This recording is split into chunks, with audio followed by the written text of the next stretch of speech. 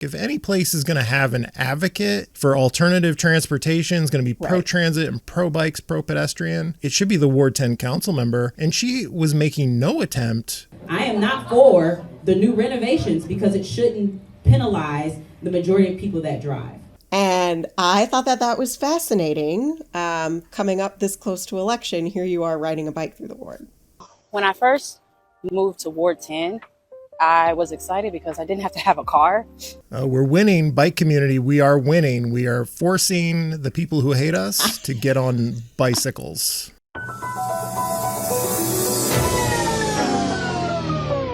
We're rolling.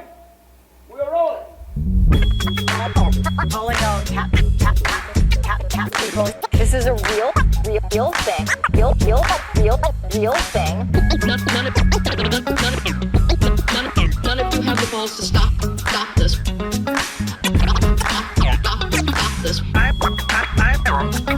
I've got plenty of time. I have nothing else going on today. We're in the Wedge neighborhood right now.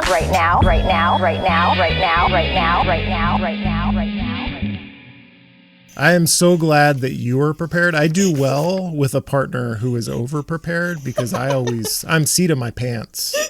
I love it. I actually rewatched the forum this afternoon. So did I. I have watched this forum twice in preparation for this. Not my usual level of preparation, but you have also gone through it twice? Well, in person and then today. Yeah, same for both of us. Yeah. We are back on the Wedge Live podcast. I'm your host, John Edwards, and we're doing a Ward 10 episode. You may have seen our Ward 7 episode about the race for city council in Minneapolis in Ward 7. That was very popular, surprisingly popular. Taylor and our friend Heather, we broke it down, and I think people are hungry for episodes like this. So I'm like, I asked for recommendations. Who can I talk to about the Ward 10 episode? And Josh and Taylor unanimously recommended Natasha Dockter. So I invited Natasha to come here and talk about Ward 10. Thank you for being here. Thank you for having me. I am really honored to be here. And highly recommended by Josh Martin and Taylor Darlene. Why do they recommend you so highly? I don't know you very well. Yeah, so I'm Natasha Dockter, she, her. I live in Minneapolis, have lived here for 10 years, grew up in St. Paul, and I think they probably recommended me because I am very curious about local politics. I'm a Minneapolis public school teacher, so the work that happens at City Hall, I feel like I directly feel that every day in my work. And yeah, I've been curious about all of the council races this year and the mayor's race, and it's very exciting times. Mm-hmm. Let me know if you've heard this one before, but doctor of what? Yes, unfortunately. I know, right? Maybe someday I'll get around to becoming a doctor, an official doctor. So I'll be Doctor. The name really lends you some authority, I feel like. Who is going to question a doctor? I feel like that combined with being a middle school teacher, like when I co-chaired the Ward 7 convention this spring, people were like, oh, wow, that's great experience for co-chairing this. You were very authoritative as far as I can remember in Ward 7. Like you kept it under control. That was your first time? That was my first time co-chairing a convention, but I will say it is a lot like teaching middle school. You gotta you gotta keep everything keep everyone in line and keep the program rolling. Speaking of the Ward 10 City Council race, the point of this episode, what were some things that you went back and watched the forum that struck you? I think the Ward 10 council race is really kind of like a microcosm of what we're seeing across the city this election cycle. On one side, we have a candidate who's saying, oh my gosh, our ward is overrun with crime and dangerous and businesses are leaving. There's nothing to do here and we must put a stop to this. And on the other side, we have a candidate who's saying, I believe in a city where everyone can thrive. And I've done some good work as a leader on the council, and I want to continue that work. So it's really like it's a tale of two wards in some ways, I feel. And I feel like that came across definitely in the forum as well. Really from throughout, I feel like Lydia as a candidate is saying, again, like there are so many problems in our ward. There's no businesses. There's crime happening everywhere. Aisha doesn't work with the police, so like that's why we have all this crime. And the false premise that the police have been defunded was a big one. Millard is leaning heavily on that, as a lot of the Freiline PAC endorsed candidates are. And it's just not true. Aisha Chughtai, the incumbent, pointed that out at several points. She had to kind of like bring us back to reality. Police have been funded every year of her term. Yes.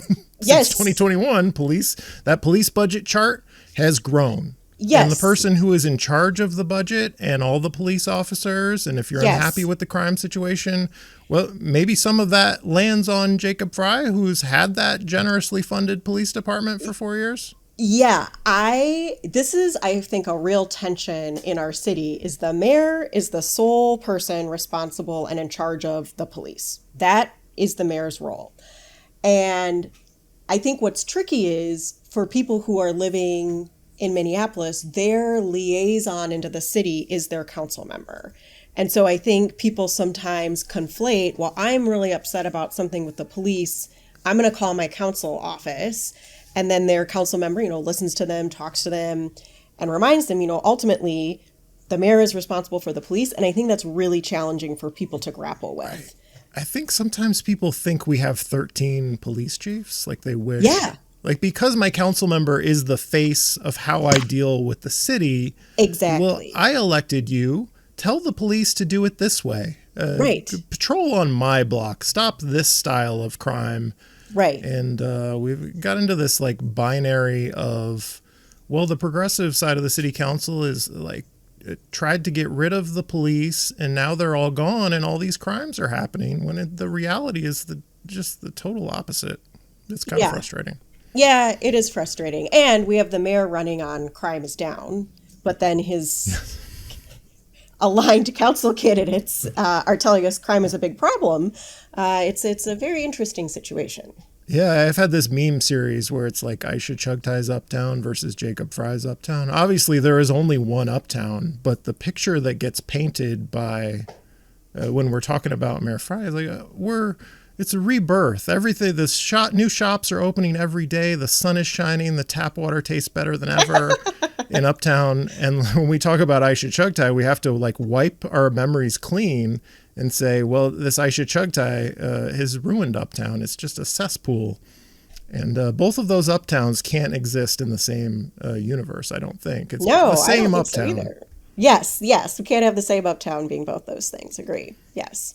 Another of Millard's attack themes against Chughtai is something I hear it in every council race, every competitive council race I've ever watched, is that my council member is not answering my emails. I call, she's nowhere to be found. This council member won't respond to me. And I never know when it's true. I don't think it's true for Aisha Chughtai because she is my council member. Yeah. But I never know how much of it is true and how much of it is people like, my council member didn't agree with me on this specific issue, and therefore I don't feel like she's responding to me. Like, you cannot send enough emails to a council member who is on the other side of an issue to make them change their mind. You couldn't do it with Lisa Goodman. You couldn't do it with Lisa Bender. Right. Like, that's not how it works. And I never know how true it is when people say, they're nowhere to be found. They're missing in action. Yeah, I completely agree with you. And I work in Minneapolis Public Schools, middle school teacher, but I actually currently am based out of human resources and work with new teachers and mentor them through the tenure process. We have Minneapolis Public Schools. And I feel like something I've learned working in human resources is sometimes when people don't hear the answer that they want, their default is, well, I never heard, or I didn't know, or you never told me. And I do feel like there is a lot of that going on with the types of people who I hear complaining about response time in Aisha's office. I think that there are developers who don't hear the answer that they want from her. And so then therefore the council member is unresponsive and never gets back to me, when it's like, well, you just didn't hear the answer you wanted. Right. Did you tell me if you noticed this part on encampments? I heard Millard blaming the city council for sweeping encampments, and then in the next breath, blaming the council for not sweeping encampments. Did you hear that? I heard that too, and I rewound it and tried to listen again because I literally heard the same thing. Our current council is a part of the city council who thinks sweeping encampments without people being able to gather their belongings, without understanding that we need compassion and empathy towards these people. Our unhoused neighbors really have to understand that we need more transitional housing for them. We need to have HSS funds unfrozen so that we can get boots back on the ground to get people into the houses that they need. Encampments are not safe for the people who live in them or the people who live around them. They don't understand that the violence that comes from these encampments, including murder, has really impacted our neighborhood. I feel like in both Ward 7 and in lots of the wards, we have highly qualified council members who are running for re-election, who have all of this policy experience, all of these details they can talk about, and then their challengers kind of fixate on these single issues, and they don't really, at least from my perspective, it's not making a lot of sense. Like, you're blaming the council and then saying the opposite literally a minute later.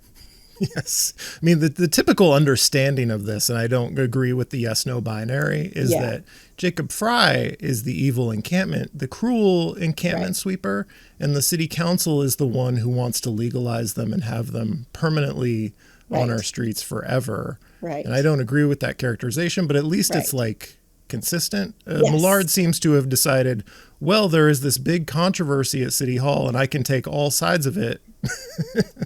Yeah. It didn't make sense. No, it didn't make sense. And this is my opinion. I think it points to, I'm not exactly sure how much policy experience she has. And I think that came across in some of the answers. Another thing that I don't expect to hear from a candidate for office is like an attack on the supporters of the person they're challenging. So there was a talk about like advisory committees, people who had been appointed to advisory committees. Like Millard said they had been cherry picked and were not serving everyone's best interest. Well, these are volunteers. These are like my neighbor. I know a bunch of people on advisory committees and they're not, I don't know. Yeah, I was very perplexed by that comment. Also, in my personal experience with people who I know who are on doing advisory committee work, they don't have the time or capacity to drive this like particular interest or like this is a volunteer thing. Right. If you're appointed to the advisory committee for pedestrians or bikes, like you have an interest in that and you want to like voice your opinion. If it's on aging, you're typically someone who is an activist in the area of making things better for the elderly. Right. or the advisory committee on disabilities. Like, it's not nefarious interest. It's hard to, I don't know. I didn't get it. The next thing is she referred to Aisha Chughtai supporters as her fan base. Lydia Millard is running to represent these people and referred to Chughtai supporters as her fan base. This whole like celebrity attack. My opponent's just a celebrity out here. And it is not about attending to your fan base. Courting her fan base. I'm the serious person trying to represent Ward 10. Very odd. I thought that was very odd too. And, you know, I think that Aisha might have said this is like this council has been, I think, the most productive council in recent history in Minneapolis. So the idea that the council isn't doing any work or that Aisha as council vice president isn't getting anything done, again, seems to be that there's a lot of attacks and a lot of talking and not a lot of evidence. I don't know how Millard, we've had a police budget, going back to the police budget thing. Police budget has done nothing but go up, and up. We're not electing her to do anything but decide on like budgets and city policy. She won't be boss of police. I don't understand how the Ward 10 council member is going to fight crime by herself when she won't be one of 13 police chiefs. That's not how the system works. Yeah, it's just very interesting to me because, yes, like you're saying, it is not how it works. And yet, this is what we see many of the council candidates who are challenging current council members saying or acting like, elect me and I'll tell the police what to do. No, you won't. We have a strong mayor system that, we voted on in 2021. You're not telling the police what to do. Again, you're approving, working on the budget, but that's it. And one final thing on this, that makes me think Millard is way too bought into the culture war. Yeah. The take our neighborhood back line. It is time for us to take our neighborhood back. Yeah. So the fan base crack and the shitting on people who are members of advisory committees and then take our neighborhood back. And I'm from who? Who are these illegitimate people that we're taking the neighborhood back from? Yeah, literally from who? And also what neighborhood are you talking about? Because there are a lot of different neighborhoods in Ward 10. Right. I was really struck by that comment. And yeah, Aisha was elected. I don't there's not someone illegitimate in charge of the ward, which I feel like she was implying. Yeah. It's something I felt about Millard. I talked to her months and months ago on the podcast, and her answers on transportation were kind of bracing for me because it's not the kind of talk I expect from a candidate in Ward 10. I expect them to be like, I'm all for bikes. I'm all for pedestrian safety. I'm all for transit because this is a transit dependent area. The neighborhood, the Wedge neighborhood has a bike as a logo. If any place is going to have an advocate for alternative transportation, is going to be pro transit and pro bikes, pro pedestrian. It should be the Ward 10 council member. And she was making no attempt to reach out to that community, was absolutely hostile, is using rhetoric like, these changes we're making to our streets are like an attack on drivers. Okay, I'll actually answer the question. And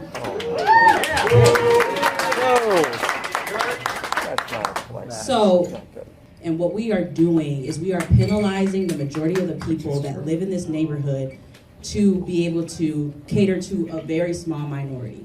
I am not for the new renovations because it shouldn't penalize the majority of people that drive. No attempt to expand the coalition into what I think is the people you need to get elected in Ward 10. Yes, I agree. And I think it's been very interesting, both at the forum, Millard's comment about not being aligned to anyone in the mayor's race. And also I did notice on her campaign page this week that she was riding a bike, which I thought was very interesting. Oh, really? We got bike imagery. Yes. And I thought that was fascinating. Coming up this close to election, here you are riding a bike through the ward.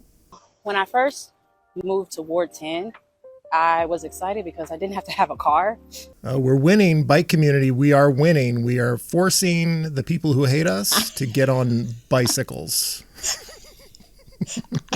I was laughing because I'm like, oh my gosh. Yeah, it was on the campaign page. Yeah, it was, on the Facebook page. Okay. Well, I wonder if I'm going to get a mailer with Lydia Millard on a bike. Now that would be something. Paid for by a fry pack. That would really be something.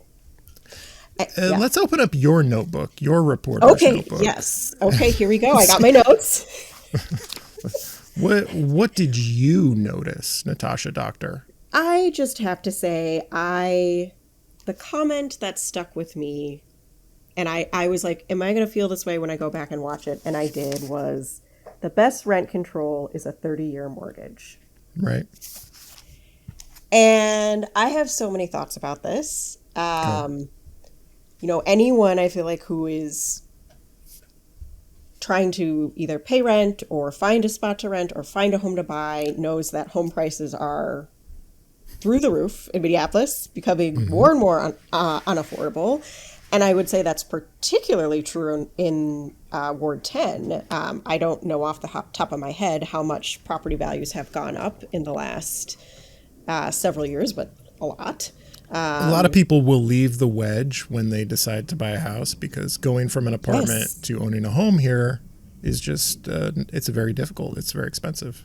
I felt like that comment was very, very out of touch with the majority of Ward 10. Yeah. So I used to go to more neighborhood association meetings than I do now. And one of the lines that stuck with me from when I went, and that, like, I dealt with I was very frustrated by how anti-renter things got. Yes. And like a line that stuck with me was, just buy a house. Like, here you are concerned about building new housing and apartments and renters' rights and all that stuff. Just buy a house. as if it was that simple. Just buy a house. Yep. And I like thought about that comment after the forum, and I was like, I wonder if this is going to stick with me as much when I rewatch it. And it did. And I think it really symbolizes a lot of what this race is about, right? Millard is really speaking to affluent homeowners in the ward. And also, what would be your plan to have renters be able to afford a home in Ward 10? That, and again, that kind of goes back to this experience and like, how do you envision yourself creating strong policies that are going to benefit the ward? So I don't know. That comment for me was something that really stuck out. I don't know if that stuck out. Well, I mean, you've shared a little bit, but yeah. It did. Yeah, it did. I have to say, I also went back, rewatched the whole thing, and rewatched this question twice as well, which was the funding question. This is a great attack line. I don't take money from developers, I don't take money from corporate PACs, and I don't take money from energy lobbyists. My opponent, on the other hand, has taken money from the worst slumlords in the city, from McDonald's franchise owners across the country, and from MAGA Trump donors. 20% of my opponent's campaign is funded by Republicans. And I actually wrote it down. When asked about it, she kept saying everyone has a stake, everyone has a voice here in the ward. And donating to a campaign, I actually wrote this down, is just like buying a shirt on Amazon. Anyone who goes to my donation page, I don't know their political affiliation. It is no different than buying a shirt on Amazon. You don't know what their job is, you don't know what their political affiliation is, but they understand that we are at a fork in the road. Yes, I have this in my notes too. I don't think I didn't post about it live, but when I went back and watched it, I'm like, she was like, I don't have any control over this. My Republican donors are just like Amazon customers buying a shirt from my Amazon store. That is so not what a campaign donation is. It's very different than an Amazon purchase. And also, as a candidate, you can give the money back. You don't have to accept the money. Right. I think a better analogy is because the campaign is a political thing. So if you're selling political shirts on Amazon and Republicans are buying your political shirts, the message on your shirts has an appeal to these Republicans that is making them buy your shirts on Amazon because you run a political shirt store. That's what a campaign is. Yes. And I actually asked her about it afterwards because I really was trying to understand just the logic around that, especially because, when later on in the forum there was a question about immigration. Lydia was saying, I want to stand up to the president and we need to work together to stand up to ICE.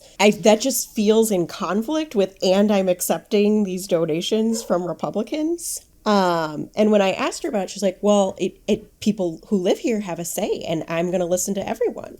She's like, okay, but if you are, again, accepting their donations, they're seeing something that they like in you and wanting to elect you, that feels in conflict with some of the things you said in the forum today. Right. She said, and she felt so similar to the bike thing where she feels the need to be on a bike now. She felt the need to make it very clear She's not running in alignment with the mayor. She's running to challenge the mayor. And I am not running in alignment with the mayor right now because I want to be able to challenge the mayor. And yet in my mailbox, the Freiline PACs, these groups that are often run by people very close to Mayor Frey, and a lot of his biggest donors are sending mail to me on behalf of Lydia Millard saying, hey, elect our friend Lydia. She's great. And I don't think we're going to get accountability from a city council majority made up of people like Lydia Millard and Elizabeth Schaefer and all the rest of them. If the mayor's PACs are sending you mailers advocating for a candidate, they will not hold the mayor accountable. No, absolutely not. No, that's no way. Oh, did you read Eric Roper? He talked to Lydia at the open streets on Hennepin Avenue, and she gave him a quote about like, our neighborhood is a ghost town. And he quoted her and said, she told me the neighborhood is a ghost town in the middle of this bustling street fair. Yes, it just feels so. We live in East Isle, so just on the other side of Hennepin, and our dog likes to walk in the Wedge, so we're often walking around the Wedge, and it is a vibrant, bustling community. That is Ward 10, and so this idea that it's a ghost town and there's nothing to do and people don't have anywhere to go just doesn't make sense with the day-to-day reality. Mm-hmm. Or the lived experience, I feel like, of people who live in Ward 10 or frequent Ward 10. Yeah, I mean, Hennepin Avenue is reopening. I felt really good this year, aside from like the national stuff. This country is a disaster, but I felt better about Uptown this year than I have in a long time. Yeah. I kind of take the Mayor Frey view of the sun is shining, the shops are opening, the tap water tastes amazing, and I feel that way about Uptown right now. I'm totally bought in. And businesses are opening. I think that's the other thing. You know, you walk down, like if you're like down by Majors and Quinn, like there's those 2 new coffee shops. I think the construction being done on the southern half. It's always busy when I'm walking around on Hennepin. I think it's great. So yeah, I guess I take the Mayor Frey view too. So I know there are people in my life. If you're not talking down about Minneapolis, like if you're not expressing your resentments full time, they don't trust you. Like they think you got your head in the sand, you're denying all of our problems, and they just want nothing but anger and resentment out to put that out into the atmosphere, because that shows we're on the same team, we're in the same tribe, because we're the people who are just resentful of everything that's happening. They don't trust anyone who says anything positive. And I feel like Millard is trying to appeal to that, but that's a bubble, and it's not a majority in Ward 10 who just want constant negativity. Yes, it is. Yes, I mean, there's a whole, primetime documentary about how terrible Minneapolis is now. Like, I mean, some people really want to live in that reality and refuse to accept anything to the contrary. You got any other highlights in your notes? There was the line of questions about small businesses and what do small businesses need. And, I think Aisha and the third candidate, DeShannon, are both talking about how businesses need support, like working through bureaucracy, maybe some financial support or grants. And then we get to candidate Millard again, and it's small businesses are struggling because of crime. It again feels like this, this is the issue and this is the thing I'm going to talk about, and that's it. Yes, I think depending on which business owners you talk to and who they're organized by, that may be something that you hear. But I thought it was really interesting. Candidate Grimes was saying, I know a lot of business owners in the ward, and that doesn't match with what I'm hearing. Yeah, she was kind of like the regular person up on the stage who's like, what? Huh? This doesn't match my reality. What are you talking about? Right. And I thought her example about the dog park was it made a lot of sense, right? Like, I'm trying to figure out how I would actually do this. It's not about crime.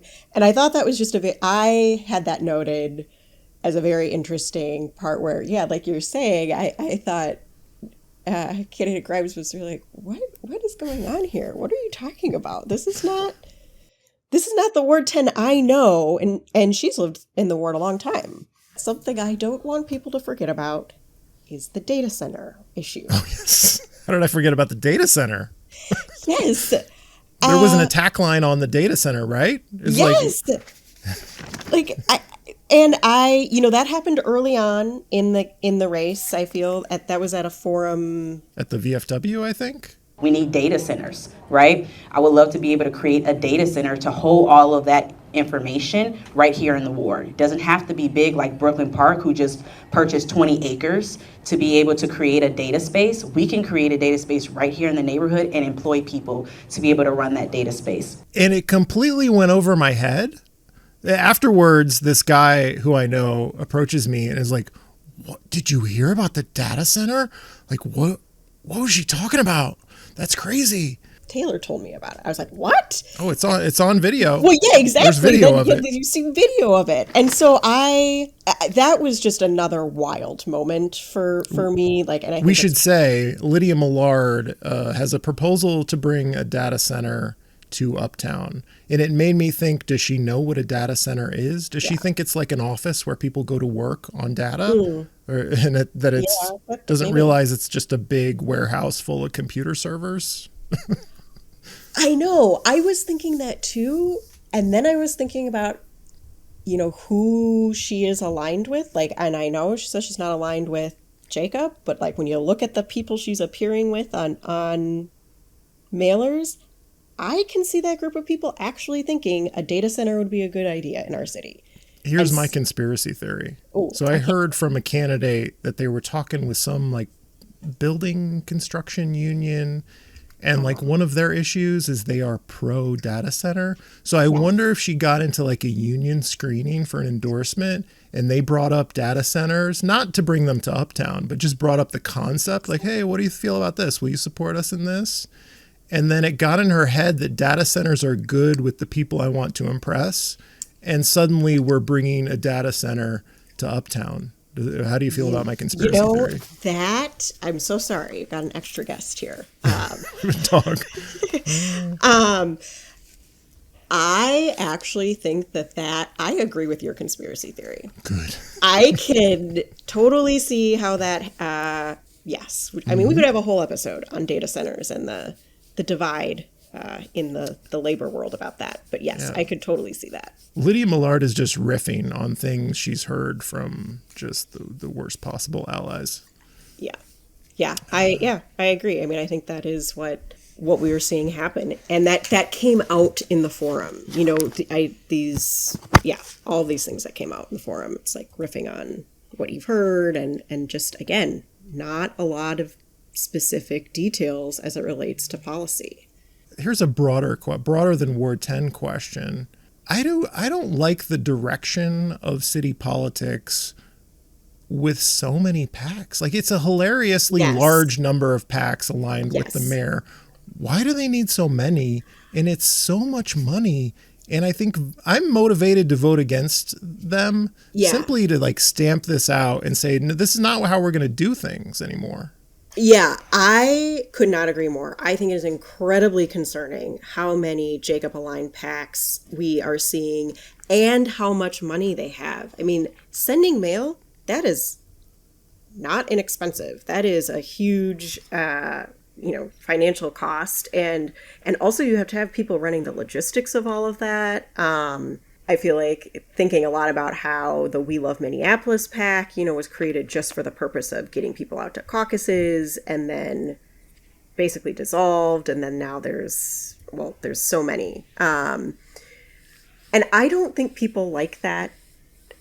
My sense from people who I talk to who are not closely following local politics is that is not something that people like or enjoy or want to see. And I actually think this is outside of Ward 10. I think you hear Dwayne and Jazz talking about that quite a lot, how they want to get out of this cycle of really divisive city politics and move forward and collaborate, which honestly is what we need right now, right? We all do need to be working together on some of the really serious things that are probably going to come before us as a city. Are you able to reveal your number one ranking for mayor? Yes, I am ranking Omar as number one. Why I'm going to rank Omar number one is I feel like he has the strongest track record of working with lots of different people to get things done through his experience at the Capitol. And so for me, that's why I'm going to rank him first. And I'm very excited to rank Jazz and Dwayne as well. So somebody asked me, like, why are you Davis number one? People have been curious about that. Yeah. And I don't know why. I don't know if I'm like a prominent Dwayne Davis supporter, and so people just want my reaction to things. I love it. But I gave a quote to Melody Hoffman for something she wrote for North News, I think is the publication. And I mentioned humility. She used my humility quote and how because I'm so exhausted by Mayor Fry. People use the adult in the room phrase to describe the dynamic at City Hall to like attack our baby city council that's full of 20 and 30 somethings. But I think you could direct it at Mayor Fry. He is not the adult in the room. He's a very damaged person. I don't think he behaves as an adult in his relationships with people. I mean, I think you see that in his work with the council. I mean, he, in the way he's used the veto pen with the councils, he's just, I don't want to work with you. Right. And I think it's worse behind the scenes. I think people get a sanitized version on the local news. Yes. And here's what I wrote to somebody who asked me. The exhaustion I feel after the last 5 years, the ego, the grandstanding, the finger pointing. More than in prior city elections, I'm concerned with character and integrity. And it would be nice having a mayor who inspires trust, who can unite the city in hard times. And I feel like an old man for saying things like that. Like I'm voting on character. Like I think it's really important. I think that's why I'm ranking Dwayne Davis number one. I mean, I think when you are a leader, who you are really matters, and how you act in times of challenge and when your leadership is being challenged really reveals who you are as a leader, and also then how effective you're going to be at getting things done that are good for the people of Minneapolis. A moment that really shows just how fractured things are at City Hall, particularly with the mayor, was the labor standards fight. That was not a radical policy. It's an advisory board. An advisory board. And he vetoed it. He had to impress his business buds, I guess. Right. I guess that's, and to me, that is just really shows what this election is about in Minneapolis, right? Is someone or a group of people, so if you're including Jacob and the council candidates who are aligned with him, whether they say they are or not, is this: you must have 100% accountability to the wealthy landlords and developers in this city. And if you don't, like, you must hate this city, and you must just want rampant crime and burning buildings. I really feel like that is the message coming from that group. And then on the other hand, we have a city council right now who I think really represents the vast beliefs that we have in the city of Minneapolis. You know, you have someone like Council President Payne, Council Vice President Chughtai, and you have someone like Council Member Palmisano. Like, I really actually do think that they represent the wide variety of beliefs that we have in this city, and they're also able to get things done. They do pass things as a council, but then we've got this mayor who just refuses to cooperate at all. Yeah, and it's really telling, and I don't know if it was Davis or one of the other mayoral candidates who mentioned it. Like, where are the legislators endorsing Jacob Fry? I don't know how many legislators in the city of Minneapolis. Where are they? Why don't they endorse Jacob Fry? The county commissioners. Like, who are his friends aside from like one or two mayors and the sheriff? he's not getting along with the people you would expect the mayor of Minneapolis to get along with very easily. When you are a mayor of a large city, you have to work effectively with various bodies of government. That's how, I mean, we need that as a city. That is how we have really incredible new transit, right? Because that requires you to often collaborate with the county, collaborate with the state. And no one, at least to my understanding, there's not a Hennepin County commissioner who represents Minneapolis who's on board with Jacob. I don't think he has a single member of the Minneapolis delegation, legislative delegation. That really says something. And I think should be a message to voters about how he governs. Because if you're not getting support from anyone, any of those bodies, it's because they are not able to work with you. So we had this similar conversation with Elliot Payne on the recent episode, where I'm like, is it getting worse? Are these personal characteristics of the mayor getting worse? Because I know if somehow I was elected mayor, that's a very difficult job with a lot of scrutiny. All of my worst character traits would be magnified after 8 years. And he's like, yeah, it's getting worse. So why would we would want to go down the road of a third term where this isolated baby man can take out all of his flaws on the rest of us? Like, go recuperate, Jacob Frey, please. Right. No, I agree. And and that too is why I've ranked Omar first, is because in his colleagues, he has several or a lot of support from his colleagues, including some more conservative DFL members from rural Minnesota. And that's compelling to me. You got to be able to work with people who you're not going to agree with 100% of the time. So people who have listened this long may have sussed out that we are both supporters of Aisha Chughtai. And yes. I will be voting for her. You are not eligible to vote for her. I am not eligible to vote for her, but I'm a big fan. I think she has done really incredible work on the council in moving all kinds of policies forward. And I think she would be absolutely great for another 4 years. I have appreciated Council Vice President Chughtai's support of alternative transportation, transit, pedestrian improvements, bicycle infrastructure.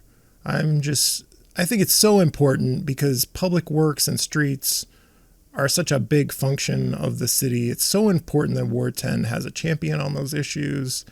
And the difference between her and Millard is so great. It would be such a big loss if anyone listening to this episode decided to not bring back Aisha Chughtai. So please, strongest possible endorsement, please, Aisha Chughtai for Ward 10. Yes, and I know I am not a Ward 10 resident, but I agree, John, with everything you've said. And I really deeply believe that Aisha fights every single day for a city where truly all of us can thrive. I think that is a core belief of hers, and that comes through in the policies that she champions and passes. And, I think about as a teacher, when we were out on strike in 2022, Aisha was there every day at Whittier Elementary on the picket line, talking to teachers, talking to families, talking to students, and she really shows up for the community in a very authentic way and fights for us.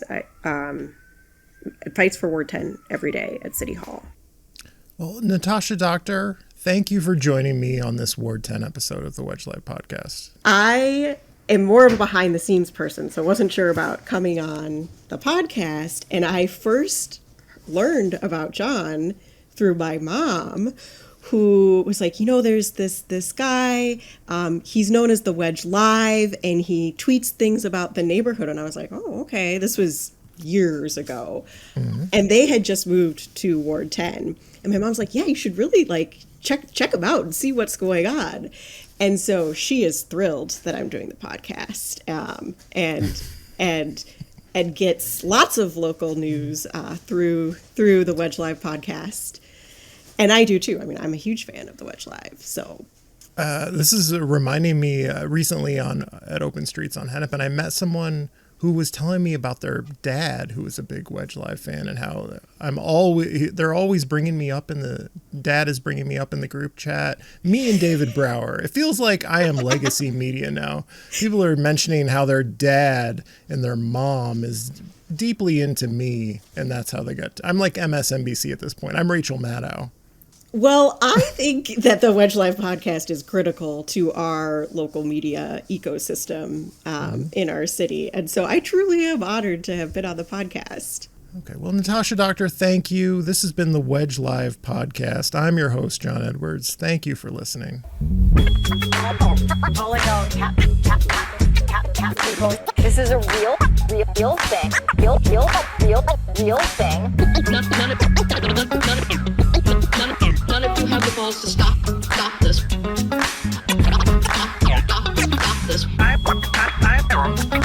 I've got plenty of time. I have nothing else going on today. We're in the Wedge neighborhood right now.